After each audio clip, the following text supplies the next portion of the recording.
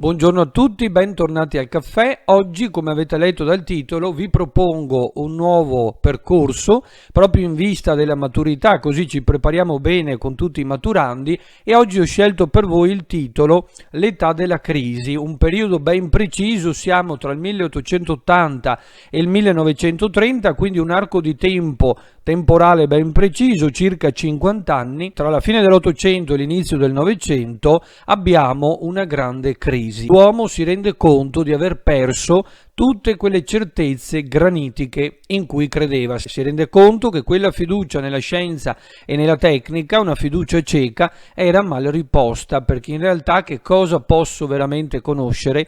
Assolutamente nulla. L'uomo moderno si scopre in profonda crisi, ma soprattutto si rende conto di essere stato emarginato. L'artista non è più utile, diventa inutile, e come tutte le cose inutili viene emarginato, allontanato. C'è il tema dell'incomunicabilità, non si riesce a parlare e quindi è meglio metterlo da parte. Cominciamo con una poesia, anche se oggi parleremo soprattutto di romanzi, perché il filo conduttore è sempre il romanzo della crisi, ma ogni tanto inserirò qualche riferimento poetico. Io vi lancio tutta una serie di collegamenti, poi vedete voi come districarvi, cosa aggiungere, cosa togliere. Sappiate che io ho fatto una scelta, non potrò per ovvi motivi toccare tutto, faremo delle lezioni molto più lunghe, ma non adesso. Perché tu mi dici poeta?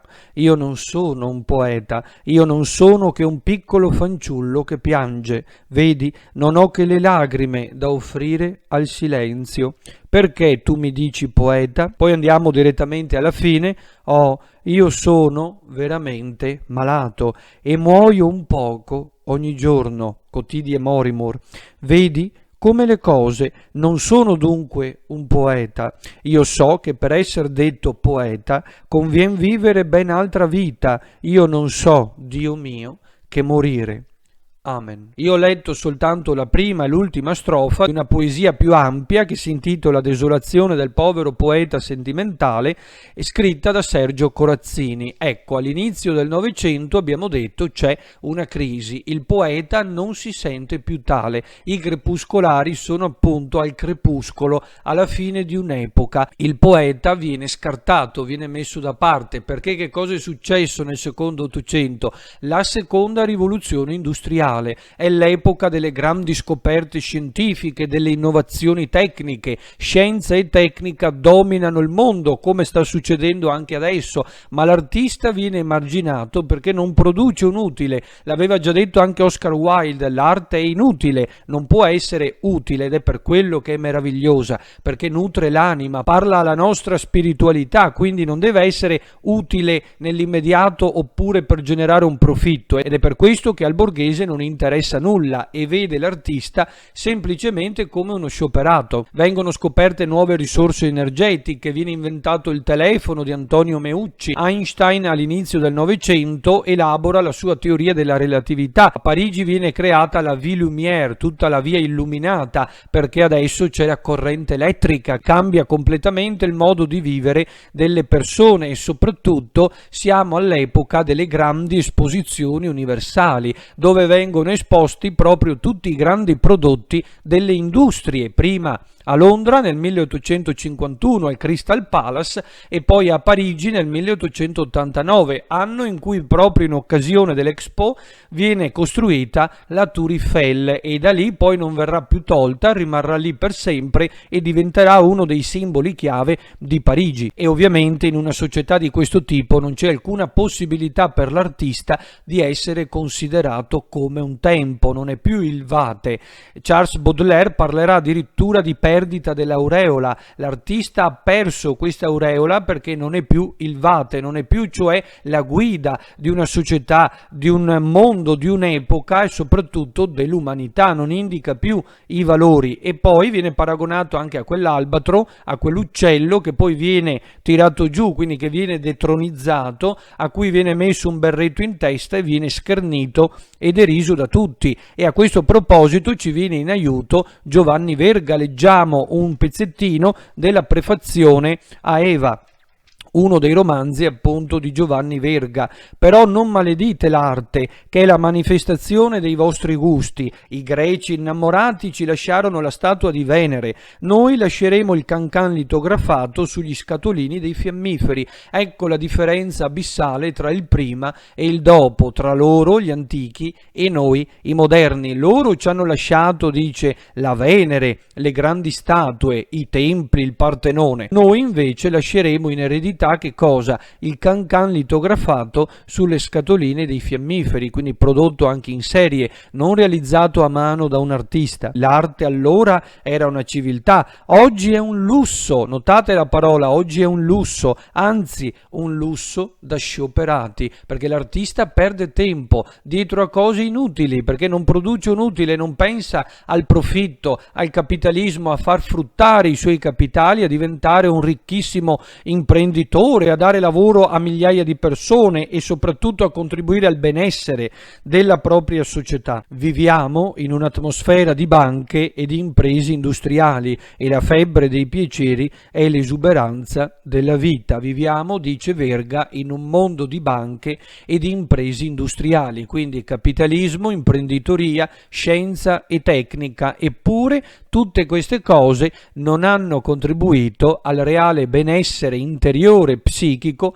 delle persone, perché lo diciamo sempre, purtroppo medicina, economia, scienza, tecnica sono tutte cose importantissime per la nostra società, per lo sviluppo, per il benessere. Nessuno fa schifo il benessere, tutti siamo contenti di vivere una vita migliore dei nostri antenati, però non sono sufficienti per essere veramente felici, perché la felicità, l'abbiamo già visto anche in Seneca, è dentro di noi, non al di fuori di noi, cioè non sono gli oggetti che ci renderanno veramente felici. E infatti chi ci conferma poi che l'uomo moderno, l'uomo di inizio Novecento non è assolutamente contento ma è inquieto, ce lo dice anche il nostro carissimo Montale negli Ossi di Seppia.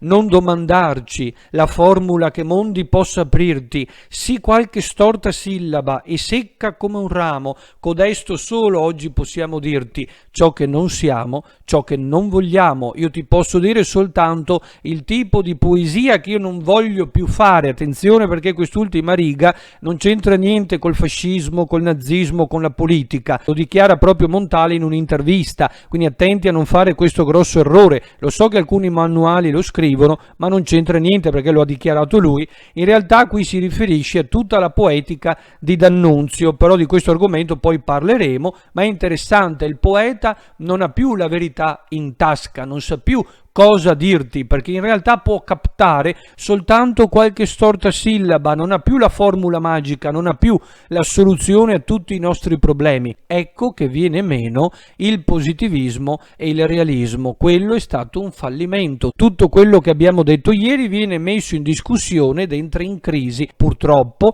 l'intento qual era? Indagare la realtà, capire le leggi meccaniche per poter intervenire, migliorare la società, ma soprattutto dominare me stesso, dominare l'uomo, no? L'uomo, quando ha capito come funziona, si può autoimporre di vivere in un certo modo, quindi si può autoregolare. In realtà tutti questi autori, Svevo, Pirandello, D'Annunzio, Moravia, Montale, tutti gli altri ci diranno: guardate che in realtà l'uomo non è in grado neppure di controllare i propri pensieri, ed è proprio per questo motivo che poi parleremo anche di Sigmund Freud, come avevo scritto anche nel titolo. Quando viene poi introdotta la psicanalisi, quindi questa teoria dell'inconscio, della mia mente che è suddivisa in tante parti e io non ho assolutamente il controllo di tutta la mia mente, e allora lì si capisce perfettamente che l'obiettivo del positivismo prima e del realismo poi è veramente inutile. L'obiettivo non potrà mai essere raggiunto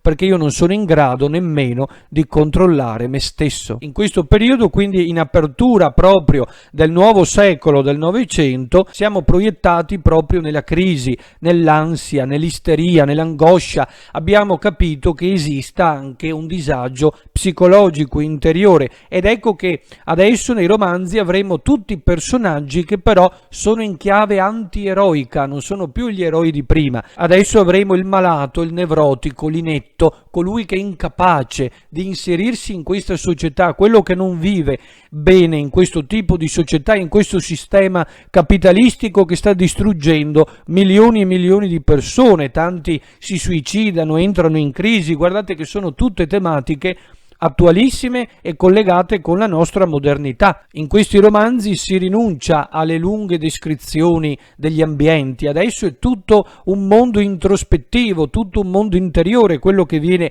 analizzato. Il tempo ovviamente si dilata, non è più il tempo breve degli avvenimenti, non è più una scansione giornaliera, oraria, ma è un tempo interiore, quindi il tempo continuamente si velocizza e poi si rallenta e così via, perché adesso si parla di tutto un mondo interiore, si dà maggiore spazio al monologo interiore oppure al flusso di coscienza. Pensiamo per esempio all'Ulisse di James Joyce, Ulysses. Nell'ultima parte troverete proprio lo stream of consciousness, cioè il flusso di coscienza di Molly Bloom, la moglie di Leopold Bloom, dove non avrete la punteggiatura perché viene rappresentato nel libro tutto il flusso dei suoi pensieri. Quindi se ci fate caso, se riuscite a leggere qui, vedrete che non c'è nemmeno un segno di interpunzione, non c'è nulla, proprio perché nella nostra mente i pensieri si susseguono uno dietro l'altro. E infatti, per esempio, in questo libro, che vi consiglio di leggere, stupendo anche se difficile, abbiamo una situazione particolare. Il protagonista è Leopold Bloom e in questo romanzo si raccontano i suoi avvenimenti, tutti i suoi pensieri, le riflessioni che avvengono in un unico giorno, il 16 giugno 1904. Questa è un'Itaca moderna, perché Ulisse qui appunto richiama l'Ulisse di Omero, però è tutta un'altra storia in chiave moderna, davvero stupendo, leggetelo se ne avete l'occasione, però ecco, potete citarlo anche lì per l'esame. Quella che ora ci viene presentata in questi romanzi è una realtà soggettiva, quindi non ha più alcuna pretesa di essere proposta come verità universale. Abbiamo detto che l'uomo capisce di non essere padrone neppure dei propri pensieri e infatti se noi leggiamo proprio l'incipit di Uno Nessuno e 100.000 di Luigi Pirandello, cosa possiamo sentire? Che fai? Mia moglie mi domandò vedendomi insolitamente indugiare davanti allo specchio. Niente, le risposi, mi guardo qua, dentro il naso, in questa narice, premendo avverto un certo dolorino. Mia moglie sorrise e disse: credevo ti guardassi da che parte ti pende. Mi voltai come un cane a cui qualcuno avesse pestato la coda. Mi pende a me il naso. E mia moglie placidamente: ma sì caro, guardatelo bene, ti pende verso destra. Avevo 28 anni e sempre fino allora ritenuto il mio naso, se non proprio bello, almeno molto decente, come insieme tutte le altre parti della mia persona. La scoperta improvvisa in attesa di quel difetto perciò mi stizzì come un immeritato castigo. E da lì poi prenderà avvio il romanzo, si scatenerà tutta una serie di riflessioni e la grande crisi. Quindi in realtà io chi sono? Sono uno, la persona che io penso di essere, l'idea che io ho di me stesso, ma sono anche 100.000 persone diverse, perché ognuno in realtà scopro che ha un'idea diversa su di me, ha un'opinione diversa, ognuno parla di me in modo completamente differente dall'altro, ma in realtà se sono uno e se sono 100.000 in realtà non sono nessuno, cioè mi scopro di aver perso completamente la mia identità, entro completamente in crisi e voi capite quindi quanto questo incida poi sul Novecento, quindi è veramente il periodo della crisi. Ma ad abbattere, a distruggere completamente questa fiducia cieca nella scienza e nella tecnica sarà proprio Sigmund Freud, vissuto tra il 1856 e il 1939, quindi muore proprio nell'anno in cui scoppia la seconda guerra mondiale, neurologo, psicoanalista, filosofo austriaco, celebre per aver fondato la psicanalisi. Ovviamente è proprio la persona che formula la teoria anche dell'inconscio, è lui che ipotizza la suddivisione in più parti della nostra mente. Poi scrive tutte queste teorie all'interno di vari libri, uno dei più importanti è senza dubbio L'interpretazione dei sogni, pubblicato in tedesco nel 1899. Lo scopo della psicanalisi era curare la nevrosi, curare cioè questi comportamenti strani, queste fobie, questi tic, queste paure, queste angosce, queste ansie. Uno studio preciso proprio per curare i malati, la nevrosi. Elabora questo concetto di inconscio e che ovviamente contraddice il positivismo. Inconscio, cioè il non conosciuto, ciò che non posso conoscere, mi rendo conto che tale controllo è pura illusione, non posso avere il dominio di me perché anche ciò che penso sfugge il mio controllo. Scopriremo che moltissimi pensieri sono finiti in una parte della mia mente a cui io non posso accedere volontariamente e non mi sono neanche accorto di aver messo in quella parte della testa tutti i miei pensieri. Sarà un atto involontario e come potete vedere anche dalla foto che inserisco in questo riquadro, la mente secondo Freud era divisa in vari strati. Abbiamo l'inconscio, il preconscio e il conscio, la parte a cui io non ho accesso diretto, una parte intermedia tra l'inconscio e il conscio, appunto una sorta di via di mezzo che fa da mediatrice tra le altre due parti, e poi il conscio, cioè la parte razionale di cui ho consapevolezza. Secondo Freud un pensiero oppure un'esperienza dolorosa o veramente terribile che la mia mente non sarebbe in grado di sopportare viene rimossa. Attenzione, non significa cancellata, rimuovere significa semplicemente spostare una cosa da un posto ad un altro. E dove va a finire questo mio pensiero, questa mia esperienza? In un luogo appunto remoto della mia mente, e però io non me ne accorgo, quindi è un atto non cosciente, non voluto. E Freud chiama queste tre componenti es, ego e superego, oppure in italiano es, io e superio. L'es che cos'è? È la parte pulsionale che corrisponde a quel processo di identificazione e soddisfazione dei bisogni primitivi, e quindi pensiamo a tutti gli impulsi naturali, agli istinti e ai sentimenti, quindi pensiamo alla fame, alla sete, al sesso, all'odio, alla vendetta, all'invidia, quindi è la parte libidinosa della psiche. Poi abbiamo l'io ed è quello che sta in mezzo, che bilancia le due componenti, che media tra l'es e il superego grazie al pensiero razionale, quindi grazie anche all'autocritica, e cerca sempre delle soluzioni razionali. Ma in base a che cosa lo può fare? Grazie al superego, al superio, cioè a quella struttura mentale sulla quale poi si basano tutti gli ideali e i ruoli e la mia visione del mondo. Quindi lì abbiamo poi gli esempi morali, i comandi e i divieti che ci hanno imposto, che ci hanno dato i nostri genitori, e soprattutto la visione, la differenza tra il bene e il male. Quindi è la nostra coscienza che si oppone ovviamente all'istinto e all'impulso dell'es attraverso l'etica e la morale. E quindi voi avete capito che se l'ego, se l'io funziona bene, se riesce a mediare bene tra es e superego, è chiaro che la persona starà bene e vivrà bene anche all'interno della società. Nel momento in cui invece rimuove un pensiero oppure un'esperienza dolorosa e la fa finire nell'inconscio, nel corso del tempo si potrebbero sviluppare dei tic, delle fobie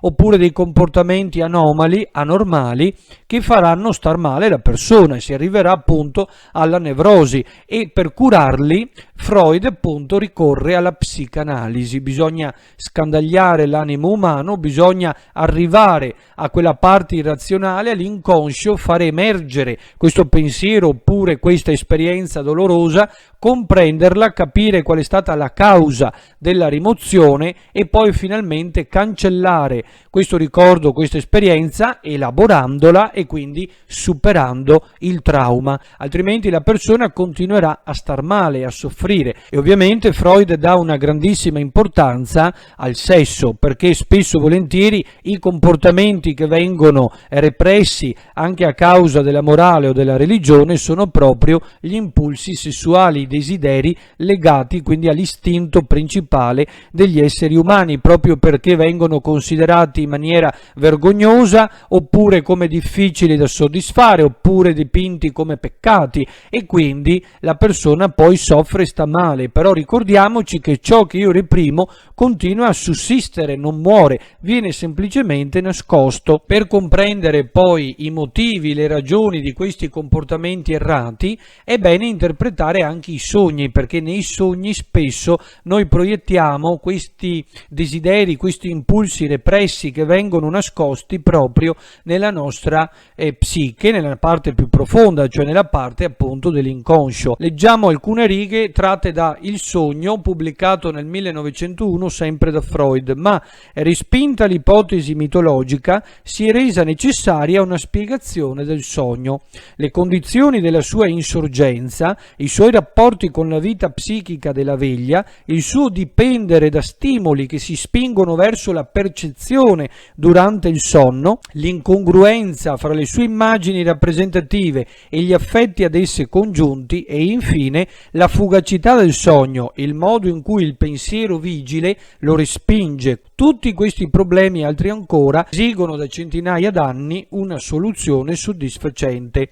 Al centro del nostro interesse è però la domanda sul significato del sogno. Bisogna cioè capire e interpretare i sogni, perché è lì la chiave che mi permetterà di rispondere al problema, è lì che trovo la soluzione. Dall'inconscio emergono quindi queste idee o pensieri rimossi perché appunto si abbassa il controllo dell'ego sull'inconscio. Proprio studiando l'interpretazione dei sogni, ecco che Freud è giunto ad eccellenti risultati nella soluzione delle fobie, delle ossessioni e dei deliri e così via, dice, e quindi ha proprio introdotto la psicanalisi. Il procedimento di cui mi servo per la soluzione del sogno è dunque nato dalla psicoterapia. Secondo Freud, in questo modo si possono risolvere i problemi. E poi aggiunge nell'interpretazione dei sogni: il sogno ci dimostra che il materiale represso continua a sussistere anche nell'uomo normale e rimane capace di prestazioni psichiche. Il sogno stesso è una delle manifestazioni di questo materiale represso. Ciò che è represso psichicamente, ciò che nella vita vigile è stato ostacolato nella propria espressione, trova nella vita notturna mezzi e vie per imporsi alla coscienza, e quindi secondo lui c'è veramente questa possibilità poi di curare e di guarire la persona malata. Parlando di crisi, di nettitudine e soprattutto di indagine psicologica, non potevamo oggi non occuparci anche di Italo Svevo. Ovviamente io ho scelto soltanto alcuni punti chiave da trattare, poi se volete potremo fare un video tutto Svevo dove parleremo proprio dell'autore. Oggi ho scelto alcuni passi da Una vita e poi vedremo anche un passo 2 dalla coscienza di Zeno e basta, proprio perché ho voluto mantenere il filo conduttore su questa linea, l'età della crisi. Ecco, parlando di Svevo, naturalmente noi sappiamo che Svevo poi diventerà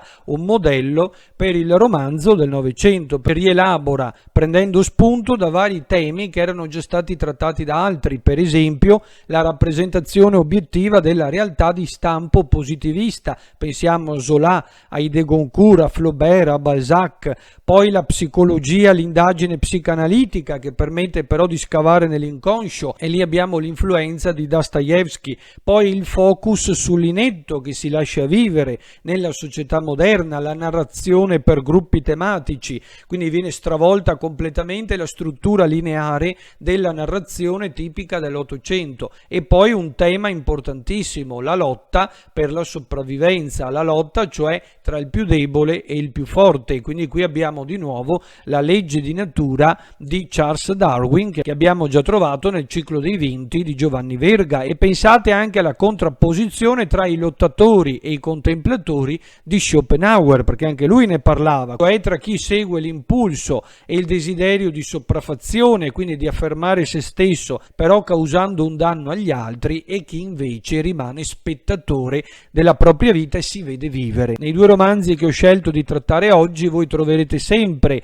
in Svevo la contrapposizione tra due personaggi principali, appunto l'inetto, l'incapace, il contemplatore. Pensate appunto ad Alfonso Nitti, Emilio Brentani, a Zeno Cosini, e invece il forte, la persona capace di affermare se stessa, l'avvocato Macario per esempio, ma pensate anche al signor Maller, il proprietario della banca. Ecco, l'inetto, cioè l'incapace, è proprio colui che è vinto, quello che non sa proprio inserirsi ed adattarsi nella vita sociale, non sanno vivere, ma filtrano tutta la vita attraverso i libri, attraverso la letteratura. Pensate anche a Madame Bovary, anche lei faceva questa cosa, si era nutrita di libri su libri e poi proiettava tutte quelle idee, tutte quelle esperienze che aveva letto, quelle immagini, quei topoi nella vita di tutti i giorni. Il capitolo 2 di Una vita di Italo Svevo. Alfonso, seduto al suo posto, da una mezz'ora non faceva nulla e lo guardava con ammirazione. A lui non riusciva di portare ordine nelle sue carte. Alfonso Nitti lavora in banca, quindi è un bancario. Qua e là era visibile il tentativo di regolare in alcuni pacchetti riuniti, ma le caselle erano in disordine. E Alfonso lo aveva capito, ma per inerzia, dopo il lavoro della giornata, non sapeva adattarsi ad altra fatica non assolutamente necessaria. Quindi non solo odia e detesta questo lavoro che trova assolutamente noioso, ma non sa proprio adattarsi, non riesce cioè ad essere veloce, svelto e bravo come tutti gli altri. È interessante poi l'artista che qui viene soffocato, non c'entra nulla con il resto dell'ambiente perché lui deve copiare i dispacci, le carte, le lettere, però non riesce, non è proprio in grado, non è veloce. Anche quando gli riusciva di rivolgere tutta la sua attenzione al lavoro, non procedeva con la rapidità di Miceni perché non sapeva copiare macchinalmente. Essendo attento, correva sempre col pensiero al significato di quanto copiava e ciò lo arrestava perché si concentra, si mette lì a pensare a quello che sta leggendo. Per un quarto d'ora non si udì che lo stridere delle penne e di tempo in tempo il rumore fatto da Miceni voltando le pagine, e lui si ferma e non copia nulla. Quindi in realtà lui con la mente inizia a fantasticare, quindi lui è l'artista che non riesce ad adattarsi ad un lavoro meccanico, monotono, ripetitivo. Qui lui dovrebbe essere un semplice esecutore di apparato, lui non si deve porre domande, non deve pensare, lui deve eseguire soltanto un lavoro meccanico. Naturalmente Linetto del primo Novecento è un uomo pieno di illusioni, come ci ha già detto anche Giacomo Leopardi. L'unico piacere di questa vita è il piacere vano delle illusioni, perché so che queste illusioni non si realizzeranno mai, però senza la vita mi sarebbe insopportabile. Da che era impiegato non ne trovava sufficiente nel misero lavorio intellettuale dell'impiegato, si contentava facendo fabbricare dal cervello dei mondi intieri. Centro dei suoi sogni era lui stesso, padrone di sé, ricco, felice, tutti desideri che aveva anche Madame Bovary di Flaubert: vivere un'altra vita, una vita molto più ricca, più lussuosa e soprattutto più interessante. Aveva delle ambizioni di cui consapevole appieno non era che quando sognava, quindi è tutto proiettato nell'illusione, nel sogno, nel desiderio, perché in realtà lui non può tradurre in atto tutto questo desiderio, che è soltanto impotenza, perché è incapace, non saprà mai affermarsi come l'avvocato Macario. Interessante poi il celebre passo del Gabbiano. Alfonso Nitti e l'avvocato Macario sono in barcavela, stanno veleggiando nel golfo di Trieste ed è proprio lì che Macario si mette a filosofeggiare, perché guardando il volo dei gabbiani lui evidenzia una realtà amara, però effettivamente vera, autentica. L'avvocato Macario chi è? La persona sicura di sé, carismatica, di successo, è tutto ciò che Alfonso Nitti vorrebbe essere ma che non sarà mai. E che cosa dice Macario? Fatti proprio per pescare e per mangiare, filosofeggiò Macario. Quanto poco cervello occorre per pigliare pesce? Il corpo è piccolo, che cosa sarà la testa e che cosa sarà poi il cervello? Quello che è la sventura del pesce, che finisce in bocca del gabbiano, sono quelle ali, quegli occhi e lo stomaco, l'appetito formidabile per soddisfare il quale non è nulla quella caduta così dall'alto, ma il cervello. Che cosa c'ha da fare il cervello col pigliar pesci, e lei che studia, che passa ore intere a tavolino a nutrire un essere inutile. Chi non ha le ali necessarie quando nasce non gli crescono mai più. Chi non sa per natura piombare a tempo debito sulla preda non lo imparerà giammai, e inutilmente starà a guardare come fanno gli altri, non li saprà imitare. Si muore precisamente nello stato in cui si nasce, le mani, organi per afferrare o anche inabili a tenere. E qui ci ha rivelato praticamente tutto. Sì, posso anche avere il cervello, non è nulla di disprezzabile, però in realtà dice, se io poi non sono scaltro, se non ho quella predisposizione innata nell'afferrare le cose, nel cogliere le occasioni, nell'essere un uomo di successo, nell'essere cioè capace di realizzare i miei sogni e i miei desideri, non lo imparerò mai, rimarrò spettatore per tutta la vita. E dice, si muore nello stato in cui si nasce, munua statu e munue, come diceva Giovanni Verga. Quindi in realtà qui ci ha già detto tutto. Poi alla fine Alfonso Nitti arriverà al suicidio, si suicida prima del duello, perché il suicidio segna proprio il fallimento di questa sua autoaffermazione. Aveva cercato in tutti i modi di realizzare i suoi sogni, ma non ne è stato assolutamente capace, perché l'artista è estraneo a questo mondo borghese, a questo mondo capitalistico di banche e di imprese industriali.